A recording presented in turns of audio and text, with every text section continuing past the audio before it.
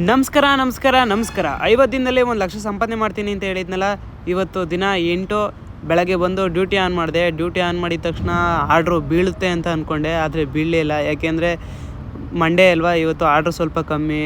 Order ಇವತ್ತು ಲೇಟಾಗಿ ಬಿತ್ತು. ಯಾಕೆ ನೋಡ್ರಿ, ಇಲ್ಲೇ ಸ್ಟೋರ್ ಮುಂದೆ ಎಷ್ಟು ಗಾಡಿಗಳು ನಿಂತಿದ್ದಾವೆ, ಯಾರಿಗೂ ಆರ್ಡ್ರು ಬೀಳಲಿಲ್ಲ. ಆಗೋ ಈಗೋ ಕೊನೆಗೂ ಒಂದು ಆರ್ಡ್ರು ನನಗೆ ಬಿತ್ತು.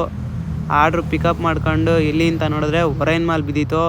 ಒರೈನ್ ಮಾಲಿಗೆ ಸೀದಾ ಹೋದೆ. ಒರೈನ್ ಮಾಲ್ಗೆ ಹೋಗಿದ ತಕ್ಷಣ ಒರೈನ್ ಮಾಲ್ ಗಾಡಿ ಎಂಟ್ರೆನ್ಸ್ ಹತ್ರ CC ಕ್ಯಾಮ್ರಾ ನಮಗೆ ಲುಕ್ ಕೊಡ್ತಾಯಿತ್ತು. ಅದಕ್ಕೆ ನಾವು ಲುಕ್ ಕೊಟ್ಟು ಸೀದಾ ಒಳಗೆ ಎಂಟ್ರಾದೋ. ಈ ಒರೈನ್ ಮಾಲಿಗೆ ಬರೋರು ಒರೈನ್ ಮಾಲ್ ನೋಡೋಕ್ಕೆ ಬರ್ತಾರಾ, ಇಲ್ಲ ಆ ಶಾಪಲ್ಲಿರೋದನ್ನ ಪರ್ಚೇಸ್ ಮಾಡೋಕ್ಕೆ ಬರ್ತಾರಾ? ಯಾಕೆ ಅಂದರೆ ನಾನು ಯಾವಾಗ ನೋಡಿದ್ರು ಶಾಪ್ಗಳೆಲ್ಲ ಯಾವಾಗಲೂ ಖಾಲಿಯಾಗೇ ಇರ್ತವೆ. ನಿಮ್ಗೆ ಯಾಕೆ ಬೇಕದು? ಚಿಕ್ಕ ಮುಚ್ಕೊಂಡು ಹೋಗಲ್ಲ. ಒಳ್ಳೆ ಕಥೆ.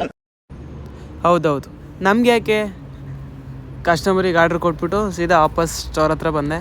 ಸ್ಟೋರ್ ಹತ್ರ ಬಂದು ಮತ್ತೆ ಆರ್ಡ್ರ್ ಪಿಕಪ್ ಮಾಡಿ ಕಸ್ಟಮರಿಗೆ ತಗೊಂಡೋಗಿ ಕೊಟ್ಟೆ. ಈಗ ಮತ್ತೆ ಇವತ್ತು ಡ್ಯೂಟಿ ಮುಗೀತು ಅಂತ ಮನೆಗೆ ಹೋಗೋಣ ಅಂತ ಹೋಗ್ತಿದ್ದೆ. ಅಷ್ಟರಲ್ಲಿ ಒಂದು ಆರ್ಡ್ರ್ ಬಿತ್ತು ನೋಡ್ರಿ, 26 kg ಅಕ್ಕಿ. 26 kg ಅಕ್ಕಿ ತಗೊಂಡೋಗೋದೇ ಇರೋದಿಲ್ಲ.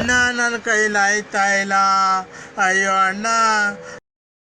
ಜಟಾಕಟಾಹ ಸಂಭ್ರಮ ಭ್ರಮನ್ನಿಲಿಂಪ ನಿರ್ಛರಿ ವಿಲೋಲ ವೀಚಿ ವಲ್ಲರಿ ವಿರಾಜಮಾನ ಮೂರ್ಧನಿ. ಲಾಸ್ಟ್ ಆರ್ಡ್ರು ಕಸ್ಟಮರಿಗೆ ಕೊಟ್ಬಿಟ್ಟು ಇವತ್ತು ಡ್ಯೂಟಿ ಮುಗೀತು. ಇವತ್ತು ಟೋಟಲ್ ಆರ್ಡ್ರು 42 ಆಗಿದೆ. ಅರ್ನಿಂಗ್ಸು 777.